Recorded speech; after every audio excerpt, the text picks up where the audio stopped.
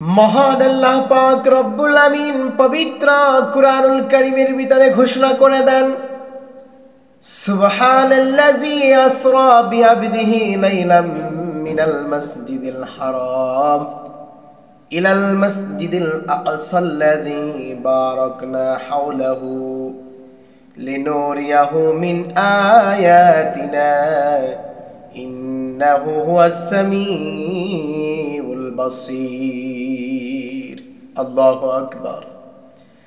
আল্লাহ সুবহানাহু ওয়া তাআলা জানায় দেন, পবিত্র সেই সত্তা যিনি তাকে ওই দিন সুবহানাল্লাযী আসরা বিআবদিহি লাইলাম মিনাল মাসজিদিল হারাম, মসজিদে হারাম থেকে মসজিদুল আকসা পর্যন্ত আল্লাহ সুবহানাহু ওয়া তাআলা যাকে তাড়াতাড়ি ভ্রমণ করাইয়াছিলেন। কিসের জন্য ভ্রমণ করাইয়াছিলেন?